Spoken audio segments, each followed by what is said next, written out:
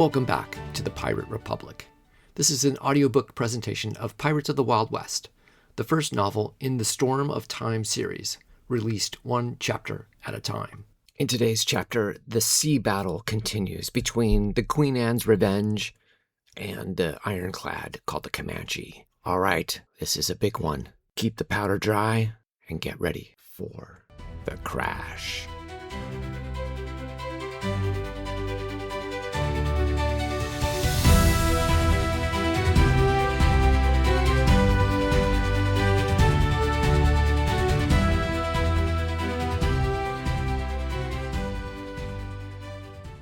Chapter 30. The Crash. "Tell me where her guns are pointing, Mr. Albert," shouted Thatch as he fought the 12-foot swells, rain and wind, his big hands gripped tightly on the wheel. He wanted to make the Queen Anne's Revenge a difficult target for the Comanche to hit. Steering into the troughs and using the swells to hide the bulk of the ship were his best option, as the Ironclad slowly gained upon them. Philip stared through the spyglass, giving Thatch the location of the enemy so that he could quickly make adjustments to their course. "Steer hard to starboard," Philip called out to be heard over the storm. He watched as the Ironclad struggled through the churning sea, waves swamping over the low deck of the ship. If only our sails had held, thought Philip, we would have easily escaped them on the open ocean. The advantage the Ironclad had was that its engines would consistently push the ship through the sea, and the turret would be able to train in on its prey, no matter which direction they were facing. He lost sight of it as the Queen Anne dipped into the deep trough of a swell, and Thatch rode in between the waves for as long as possible. When at last they crested the next swell, he saw that the Comanche was cresting at the same moment, its turret well placed to fire at them. "Hard port!" Philip screamed out. "Kaboom!" The Comanche's guns blasted at them. Thatch turned the great wheel to bring the ship to port. The first shot from the Ironclad ripped straight through a sail on the aft mast, shredding it to bits as the wind roared through the sheet. The second shot was wide, making a great splash into the water behind the ship. The sudden turn Thatch executed brought them crashing into an oncoming wave, sending a great surge of water up and over the bow, slowing their momentum. Philip surged forward, barely staying on his feet, holding onto the railing with one hand. He looked back at the Comanche, no longer needing the spyglass to see the turret clearly, and his stomach dropped as the guns flashed again. Boom! Another sail was ripped away to the wind. Boom! Went the aft gun manned by Anne and Vane. Philip saw that their return fire went harmlessly into the water. "Full sail!" Thatch commanded, desperate to bring more speed to the ship. He knew he risked shredding the sails, but they were now sitting ducks left with no other option as the Comanche gained on them. "Full sail," Black Caesar repeated, and Mary, Charlotte, Frank, Jesse, and the few new men left aboard from the salvage ship helped to adjust the sheets to fill with wind.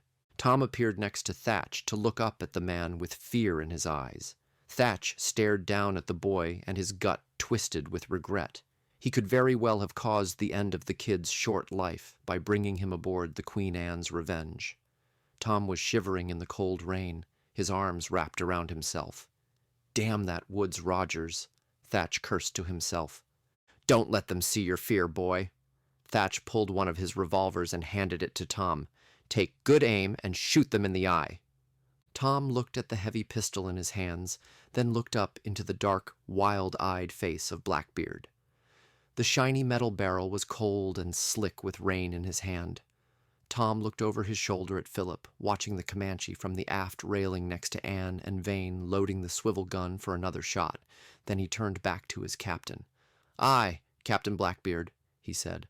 Tom strode confidently, head held high, unflinching from the storm as the Comanche's guns sounded again. His eyes set on his target. He reached the railing and stood next to Philip. Philip looked questioningly at the boy as he lined up the pistol, using a gunwale as a brace for the weapon. Boom! Went the cannon next to him, followed by the clanging sound of the round shot hitting the armor of the turret. Anne and Vane cheered even as their shot merely dented the thick iron paneling. The two pirates went back to the task of loading the cannon for another round. Bam, bam, bam. Tom fired off several controlled rounds at the turret. Metallic plinks could be heard over the storm as each shot found its mark against the Comanche's armor. "Ha! This young pirate's got the dead-eye aim, Miss Bonnie," called out Vane. "Aye, a finer shot I've never seen," boasted Anne. Keep at him, Tom. Give him no quarter." Tom, with a determined face, continued to fire at the Ironclad as its turret swiveled to take aim at the Queen Anne once again. Cooper watched from the porthole of the turret as the Queen Anne's Revenge struggled to gain momentum in the raging seas with half her sails in tatters. The salty, cold waters of the Pacific flooded and frothed through the openings of the turret as the low deck was swamped with each wave that crested. This goddamn tin can wasn't meant to sail these waters, Cooper thought, as the deluge of sea swirled around his boots before draining below deck to be siphoned from the struggling bilge pumps. "We've got these bastards now. They're dead in the water," Cooper said to Woods and the gunners. Jennings hurried up the ladder to emerge into the turret and look out the porthole. Had to close the hatch down below, too much sea flooding in. "Better view to watch the end of the pirate Blackbeard," Woods said with conviction. "And those damn James brothers." "To hell with them," Cooper said, wiping away the blood and salt water that was stinging one of his wounds. Woods watched through the gap in the turret that the barrels protruded from. The Queen Anne's Revenge was cresting a swell, emerging right in their line of sight. "Finish them!" Woods ordered the gunners. The turret suddenly filled with the blasting sound of a ship's air horn blare. "What the devil?" came from Woods. Jennings looked out the porthole on the starboard side of the turret. "God in heaven." The air horn sounded again louder, closer this time. Woods rushed over and shoved Jennings out of the way. His disfigured jaw dropped as he saw the bow of an enormous ship racing at them. "Guns to starboard!" shrieked Woods. The gunners spun the turret at the oncoming vessel. Their eyes went wide as they saw how close it was to crashing over them. Kaboom! Kaboom! Both 15-inch barrels fired at the bow of the oncoming ship, easily finding their mark over the short distance. The two blasts exploded through the towering hull, but did nothing to slow its momentum. The gaping holes revealed the damaged structure of the giant vessel, its skin peeled back to show its insides. "Brace for impact!" Woods yelled out and watched as the heavily damaged ship rose to dominate the entire view from the turret. The deep-hulled bow of the ship slammed into the rear of the Ironclad, causing it to be pressed deep under the water with the front of the Comanche rising out of the sea to stand almost straight up. The entire crew was thrown back toward the aft of the ship, slamming into bulkheads and machinery. The oncoming ship's hull was further cracked down the side as the Comanche's screw continued to turn and chew up its underside as it passed. The two gaping holes in the bow of the steamship were now flooding rapidly with seawater. The Ironclad's bow came crashing back down to the surface of the water, and everything including the crew rolled forward to settle in a shambles of bodies, broken equipment, and flotsam. Bart Roberts sighed with resignation as he watched the chaos of his crew aboard the Charlotte's Fortune. Chester had the men readying the lifeboats with as much treasure from the hold as they could carry. His beautiful prize was going to sink under the cold waters of the Pacific in a matter of minutes. It was a difficult decision that he had to make within seconds when he came upon the Queen Anne's Revenge being fired upon by the low-profile iron ship with the enormous guns. Sam had whispered suspiciously to him that it was only a ghost ship, as they had been aboard Blackbeard's frigate when it sank only a short time ago. Through his spyglass, he had confirmed that the pirate was indeed alive, along with others trying desperately to escape the devastatingly dangerous naval vessel. The Charlotte's Fortune still had no cannon to fire upon the other ship, so he was left with only two choices: leave his fellow pirates to their fate, or use his giant steamship to ram the Iron Beast. His eyes had found Charlotte working the rigging while looking through the spyglass, and his decision ultimately was made. The havoc of the storm and their seemingly single-minded focus of destroying the wooden frigate had allowed him to bear down on the enemy vessel without them becoming aware until the last seconds. Roberts had only decided to blow the loud air horn once he realized he was going to arrive a hair too late. The sound must have shaken the crew of the Ironclad to their core, he thought.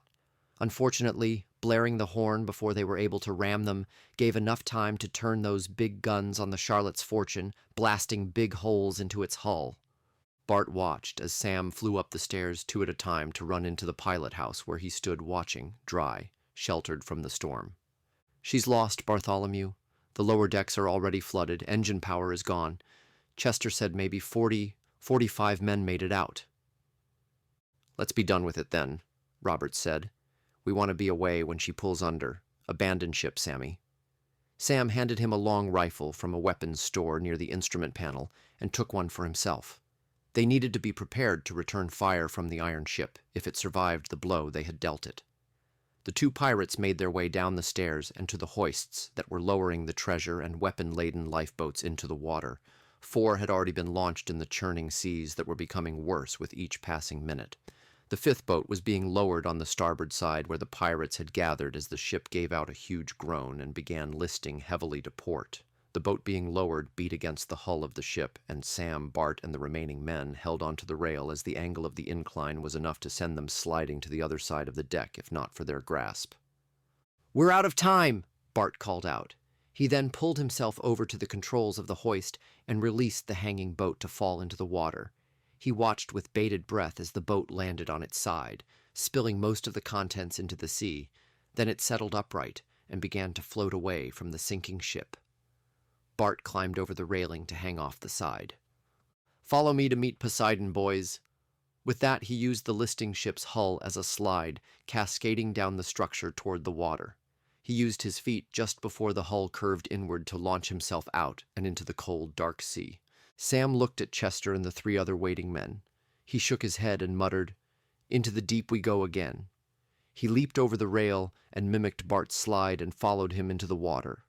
Sam's heart skipped a beat when the cold water hit him, drenching his clothes and clutching his skin with its icy fingers. His head broke the surface and he swam toward the bobbing lifeboat. Amazingly, he still clung to the long rifle he'd had when he jumped. He was about to abandon the gun approaching the boat, as it was difficult to swim with it, when Bart's hand emerged in front of him to assist him aboard the vessel. Sam rolled over the rail and onto all 4s, spitting out the seawater that had got caught in his lungs. Bart then helped Chester and the other 3 crew members climb aboard. Only 3 oars had remained on board when the boat fell into the ocean. The 3 crewmen used them to row the boat away from the sinking steamer through the heavy seas and toward the 4 boats waiting 100 yards away for their captain to join them. The Queen Anne's Revenge and the Ironclad were not visible beyond the sinking Charlotte's Fortune, as they both lay to the port side of the doomed vessel. Bart, Sam, and Chester worked to dislodge the water from their firearms and prepare for any upcoming battle that would take place. The crew of the Queen Anne's Revenge couldn't help but stop what they were doing and stare at the aftermath of the clash of the 2 ships. One, seemingly indestructible, flat, iron-armored ship being rammed by a second, enormous, steam-powered vessel. The wooden frigate rose and fell in the swells as the pirates all watched from the railing of the aft castle. Thatch put his hand on the shoulder of the young cabin boy. Tom looked up at him with a confident smile. The mood had become almost jovial beneath the dark, storm-ravaged sky that hid the sun completely, as if it had never risen. "Let's hope that was the end of the pirate hunter Woodes Rogers. Lie with Davy Jones, you pious bastard," Thatch said, then spit out to the sea. "Who the devil rammed that ship into them to save our skins?" Jesse asked. "Don't know, but I could kiss them right here, right now," said Mary. "Roberts," Charlotte said. "What?" asked Charles Vane. "What makes you think that?" Charlotte pointed out the name of the ship written above the aft hull. Charlotte's Fortune. "Oh, he's got it bad for you," Mary said with a chuckle. "Who's Roberts?" Jesse asked. "I told you about him and Sam, the ones that went missing that first night we landed here," Anne said. "The other colorful characters with the monikers of Black. Black Bart, Black Sam, Blackbeard, Black Caesar," Frank said, then looked up at the huge dark man that stood next to him. "No offense." Black Caesar looked down at him. "None taken." They stared out at the broken and damaged ships while the rain continued to pour down on them. The Ironclad was visible with smoke billowing from several portholes. It seemed dead in the water, rising and falling with the swells, moving but not under its own power, pushed by the whims of the sea. "The Ironclad still a danger, Mr. Albert?" Thatch asked Philip. He was looking at the Comanche with the help of his spyglass. He noted that the turret was not damaged, but also not turning in search of a target. The ship's engines were surely damaged when the steamer rammed them. Philip knew that the turret would only turn under the power of the steam engines. Still, it was possible the gun could still be operational if anyone survived inside the Ironclad's belly. "I believe, dear Captain, if we stay away from the business end of those guns, we will be okay. They may be able to fire them, but the turret will not turn." "Aye," Thatch slapped Charlotte on the back and started back to the wheel. "Let's go rescue our love-struck brethren." Mary smiled slyly at Charlotte and knocked her hip against hers. "Man the rigging! Come round 180 degrees! Make way to retrieve passengers!" Black Caesar called while starting to unfurl the operating sails. Philip stood with his precious spyglass watching the Ironclad. The smoke had lessened, and the ship still rode with its deck a mere foot off the surface. He considered their predicament for a moment. The ship was not built to traverse the ocean, as its design was meant more for rivers and the calm waters of the bay. Sailing under steam power in these seas, it would be easy for the deck to be swamped continuously by the high swells, but inert as it was, she could ride the rise and fall without too much trouble. If there was flooding inside, hand pumps could help to drain the water from sinking the ship, provided there were no holes in its hull and men still alive to work the pumps. It didn't seem likely that she would escape without a breach after the beating it took from the massive steamer, but she wasn't listing to any degree. He slowly moved his field of view over the deck to the turret. The guns were facing west, away from him, and slightly to the right of the sinking steamship that had struck them. As he watched, the hatch on the middeck swung open. A moment later, a man in a Navy uniform pulled himself up to sit on the edge of the opening. He gazed around before calling down below. Philip watched him stand carefully on the deck as it rolled in the rough seas. He put his hand down the hole to help someone climb out. Even from this distance, he recognized Woods Rogers emerging from below. Philip lowered the spyglass and stared as several more figures emerged, armed with rifles. The Queen Anne's Revenge lurched forward and steered toward starboard to intercept the rowing lifeboats. Philip hurried from the rail to alert Blackbeard that Woods still lived. Jennings followed up several armed men to the deck of the Comanche. The 200-foot craft was rising and falling with the stormy swells. The falling rain and ocean spray kept the surface of the deck slick as glass. His attention turned for a moment to the sinking hulk of the ocean-going steamer. It was listing heavily, and the main deck was nearly at the waterline. It wouldn't be long before the seas claimed her completely. He looked east at the 5 boats packed with men and supplies, the survivors of the steamship. Jennings couldn't understand why the captain of that ship would intervene, risking his ship and crew to ram the Comanche. It seemed unlikely that they had hit them by accident, since they had been in a gun battle for many minutes before. Surely the captain and crew had heard and seen the conflict taking place. The boats were rowing toward the slowly moving Queen Anne's Revenge, so they had plainly picked a side. Cooper arrived from below, more bruised and battered than he was even before the crash. He was raging and looking for blood. He and Woods were cut from the same cloth. He carried with him a long rifle and was shoving bullets into the chamber as he strode to the edge of the deck, where Woods and several naval men stood sighting their own rifles and began firing rounds at the 5 lifeboats. Jennings cautiously approached them as the men on the escaping boats, not content to be picked off by the pirate hunters, were firing back at them. The boats were less than 100 yards away, but were not grouped together to make the shooting easy. There were at least a dozen men in each boat except the last one, in which Jennings counted only 6. That was the closest one to them, and as Jennings focused on those men, he noticed some of their features looked familiar. "Ha!" Jennings let loose a laugh. Woods and Cooper looked at him like he'd gone mad. He shook his head and pointed at the near boat with the 6 men. 2 of them were dressed in the same outfits as he'd last seen them. One had long, curly black hair, wet from the rain, but a mane that would have any woman green with envy. Black Sam Bellamy and the dreaded Bart Roberts. So those 2 weren't lying dead in some opium den or drunk in some tavern. They had lived up to their reputations by taking an enormous prize and continuing on with their pirate endeavors. Too bad the pair had chosen a ship without cannon. 2 naval men set an open crate packed with extra rifles and ammo next to the crouching shooters. Jennings took one of the rifles and loaded it as he watched the 2 pirates aim and shoot at them.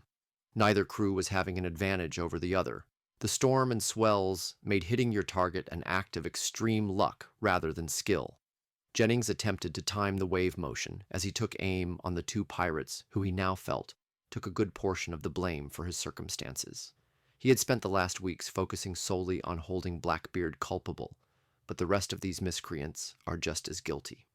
Rage built inside him as he took stock of his predicament. He fired his rifle as each vexation entered his mind, lost in time, homeless, marooned on a dead, sailless ship, penniless, and conscripted to Rogers for God knows how long. He prayed for his shots to land true, for if they didn't, he would turn this damn rifle on himself.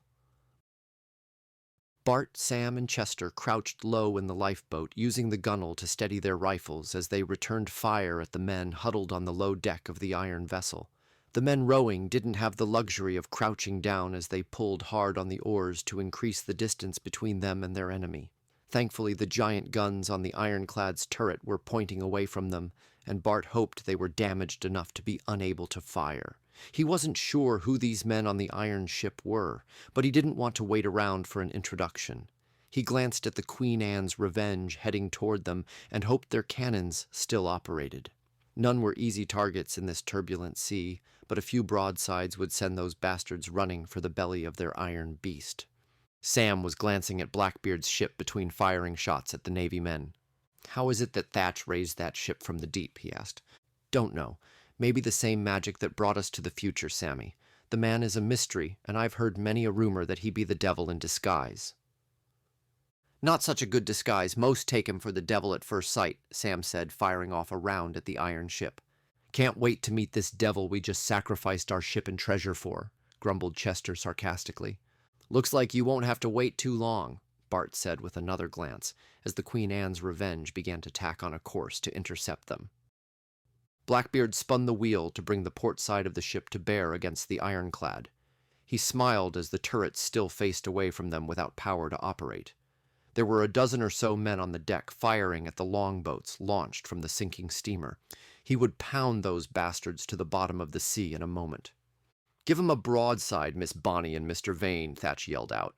Anne and Charles were now located on the gun deck. They couldn't hear the order directly, but Tom was standing in the stairway, ready to repeat any order the captain gave. "Give 'em a broadside," yelled out the cabin boy. "Let me, Anne. You've had all the fun so far. I just want to give 'em a scare first, see 'em run like rats," Vane said. "Aye, take your shot," Anne said, giving up the gunner's position. Vane took the linstock and fired the cannon. The concussion of the blast sent the big iron barrel rocketing back against its rope restraints. Smoke billowed out the discharged cannon, and Anne and Vane looked out the gunport. The bar shot pounded the deck of the Ironclad with a loud clang before ricocheting off into the sea. The effect was enough to send a few of the riflemen scrambling below in fear. "Ha! Look at 'em go!" Vane laughed. "Let's load it up so I can take a turn at 'em," Anne said with a devilish grin. "Aye, what a lady wants a lady gets," Vane said, helping to load the cannon for another round. The first lifeboat arrived at the side of the Queen Anne's Revenge. Jessie and Charlotte tossed them a line to tie off and dropped the rope ladder. The seas made it difficult to keep the boat from bashing into the frigate. The first man to climb the ladder shook Jessie and Charlotte's hands. His nose was crooked from being broken at some point in his life. The man looked to be in his mid-20s with the calloused grip of one who labored since a young age. "Thanks for coming to our aid," he said. "Couldn't let you drown after you saved our asses." "What's your name, sailor?" Jessie said. "Francis." "Bart Roberts aboard your ship, Francis?" Charlotte asked. "He's our captain." "He make it off alive?" Charlotte asked, hopeful. "Aye, he's in that last boat," Francis said, pointing at the furthest lifeboat that was taking the most fire from the remaining men on the Ironclad. "Get your men up and cast the boat off," Charlotte said. "Not before we get them boxes up," Francis said. "We don't have time to hoist them up," Charlotte said, looking at the crates crowding the boat. "What's in 'em that's so important?" Jessie asked. "Treasure." The current was bringing all the boats closer together, Woods realized. The first broadside from Blackbeard's vessel had sent several of the Comanche's Navy men to safety below the armored deck. His men, Cooper and Jennings, continued to fire at the last boat. Jennings had hit one of the rowers in the arm, slowing their progress down. He looked over at the other boats lined up alongside the frigate, taking on their men and cargo. He cursed them with all his being. This damn weather, that damn steamer captain, and that damn demon Blackbeard, may they all die a blighter's death. He wanted to at least kill these laggards in the lifeboat before they boarded the ship. Woods and his crew kept firing as a lone cannon from the Queen Anne continued to send round shot, grape shot, and anything else that might put a dent in the iron ship at them. The churning sea worked against both parties. Neither side was able to hit the other with any accuracy. That would change as they drifted closer, and the advantage would go to the frigate and its bigger guns. "Woods!" A deep voice sounded across the wind and water. Woods looked over at the ship. Standing atop the aft castle against the railing was Blackbeard the pirate. Woods could see him clearly in all his devilish glory. His long black hair blew wildly in the wind. His long braided beard smoked and smoldered, lit aflame in spite of the rain that fell. The pirate hunter had heard rumors of this very sight, but seeing it with his own eyes caused his mouth to drop agape and nervous sweat to bead his forehead, mixing with the water from the heavens. Woodes Rogers had sailed further around the world than any man of his time, seen tribes of natives that would eat you alive, and yet this ghastly beast that taunted him from the majestic ship was sending shivers of fear up his spine. It didn't matter that just days before the man sat tied in a chair that allowed him to strike him repeatedly as he saw fit. Now, on the open sea, it was like facing Poseidon himself, a god of the deep, or rather, in Thatch's case, a devil. "Woods, I have enjoyed our games," Blackbeard said, walking along the deck. "It's time for me to leave you, but I don't want you to be cold on these northern waters. So, I shall send you some of my flame." Blackbeard stood and set both hands on the railing, leaning his lanky frame forward, one of the cannon gun ports directly below him. "Fire!" The cannon fired from below Blackbeard's feet. A heated shot, aflame with oil, sailed into the side of the 10-foot turret, sending fire and debris around the deck. Woods, Jennings, and Cooper flinched as the round made contact. Woods grabbed Cooper's shirt in his fist and pulled the man close. "Get the prisoner," he growled. Cooper ran to the hatch and disappeared down inside. Blackbeard took a rolled cigarette and lit the end with an ember from the tips of his beard. He placed it in his mouth and set his hands back on the rail. The cigarette glowed red each time he inhaled a puff. Smoke from his beard continued to circle his face like a dancing mane of fog. Thatch watched as Woods straightened himself and strode closer to align himself directly across from him. He pulled a pistol from his belt and checked to see the load. He then held the gun at his side. Another heated shot was fired, and it pounded the aft of the Ironclad's deck with a fiery blow. "Fire another round, and you risk scorching something very precious to you, Blackbeard," yelled Woods across the distance. "I have all I hold precious right here, pirate hunter," Thatch said. "Not everything," said Woods. Blackbeard heard a scream and saw Cooper emerging from the lower deck with a handful of blonde hair. The hair was attached to a fighting and frightened Colette Delaire. Cooper pulled the woman up from below by her tresses and then dragged her over to Woods. With a smile on his scarred face, Woods pulled the woman forward to stand next to him. Her hands were tied together in front of her. She was bleeding from a cut on her cheek, and her clothes were torn. "Hold your fire!" Thatch hissed to his crew before another round from the cannon could be shot. He tossed his cigarette into the roiling seas and paced back and forth. He looked down as the last of the lifeboats connected to the ship and saw Black Sam and Bart Roberts looking up at him ready to climb the ladder. Seems he would owe those two pirates a debt of gratitude should they survive this day. He motioned his cabin boy over. "Tell Caesar to hold that longboat, we may need it," he said, and Tom rushed off to deliver the message. He turned back to Woods. "Are you looking for a trade?" he yelled over the water. Woods smiled in his broken, malicious way. "The wench for you, Captain Blackbeard." He practically spit out the last two words. Jennings looked at Woods questioningly and asked in a low voice, "What makes you think that scoundrel cares for this woman more than his own hide?" Hornigold said there was a strong bond between the two. She risked her neck for his. We shall see, won't we? "You should be begging for mercy rather than taunting him. He will destroy the whole lot of you," Colette said. Woods slapped the woman's face with a backhand while holding her with the other. Colette stomped on his foot and continued to fight before Cooper and Jennings each grabbed an arm and held her tight. Woods cocked the pistol he was holding and held it to the side of Colette's head. "Damn you, Woods! Harm her and I will burn you alive!" Blackbeard screamed at the pirate hunter. "You see, even the devil can fall in love," Woods said to Jennings without looking at the man, eyes never leaving the figure of Blackbeard. Blackbeard began his way over to where the men from the steamer had boarded his ship. There were maybe 40 or 50 of them, milling about with their boxes and crates, all armed to the teeth. Bellamy and Roberts had found themselves an up-to-the-mark crew since he last saw them on the first night this adventurous nightmare began. Charlotte was there to greet Bart as he was climbing up the ladder. She looked down at him with a slight grin. Her dreadlocked hair, impervious to the rain, framed her attractive face, and Bart climbed faster to reach her. Leaping up to the deck, he stood before her and took her hands in his. They stared for a moment to drink in each other's presence. "Charlotte's fortune?" she questioned slyly. "Aye, but now I hold the real prize." "A prize, am I? For the taking," she said with a raised brow. "My tongue speaks without thought, because my heart races and takes my breath away in your company. See me as your equal, and there might be a future for us." "I've thought of nothing else since seeing you last," Roberts said, moving closer to her. "We shall see then, Black Bart Roberts," Charlotte said with a hint of seduction. They were interrupted as Black Caesar, Charles Vane, and the other pirates arrived to greet them. "This seems no different than when we last boarded the Queen Anne's Revenge," Bart said as he shook Black Caesar's big palm. "Your welcoming hand, the pirate hunter on our heels, and a storm raging around us." Bart then saw the identical necklace hanging on Black Caesar's chest. He put his hand on his and held it up. "Where did you acquire that?" Black Caesar held his own cross and looked at Bart's. They brought them closer to each other. "It was in our hold, booty from a French ship we raided." "Mine was from a French ship as well," Bart said in wonderment. The two held the crosses inches from each other. As Bart gazed at the two large ornaments made from the strange metal, his eyes narrowed. "What the devil?" he said, and watched as the falling rain stopped and hovered in midair in between the crucifixes. It was as if he was staring at a painting, frozen on a canvas. How is that happening? What kind of magic is afoot?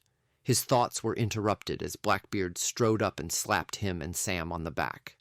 Black Caesar stepped back and let his cross fall back against his chest. "Welcome aboard, you right bastards," Thatch said with a grin of white teeth. The wind was beginning to howl, and he had extinguished his smoldering beard. The rain was arriving in sheets, and the lines from the reefed sails snapped and pulled loudly against the rigging. "You do bring the weather, don't you?" "Here we were going to lay blame on you, Thatch," said Sam. Thatch laid his hand on Bart's shoulder. "I'll be borrowing your little boat to parley with the pirate hunter, but I leave the Queen Anne's Revenge in your charge. Just don't change her name while I'm gone." He winked at Charlotte. "Hold on. Why's he taking charge? He's been aboard 5 minutes. Vane spoke up. "It should be me." He looked around at the other pirates. "Or at least one of us. He's in charge because he arrived with a crew of 50 who will follow his orders. We need men to man the cannons and bring the Queen Anne to full complement. We are at war, and as captain I have full authority to make decisions without a vote. Are we clear, Mr. Vane?" Blackbeard said, staring at the fuming man. Vane looked up and down at Bart Roberts. The man was as impressive as ever, dashing, handsome, full of self-assuredness.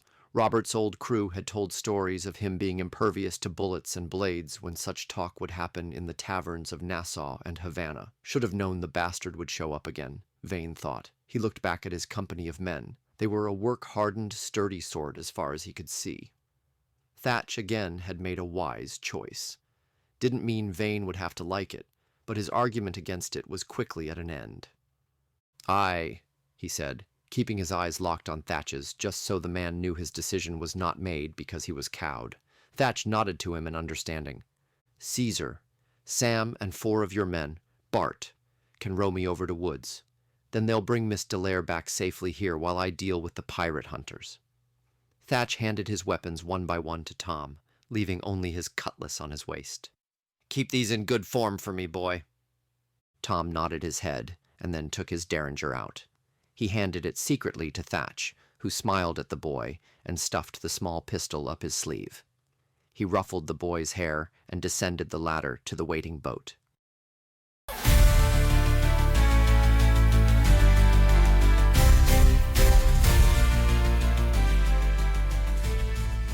I hope you're enjoying this historical fiction book with pirates and time travel all wound together in it. You can find the ebook and physical books at my website, briancantrell.com. You can also find the second book in this series, Pirates of World War II.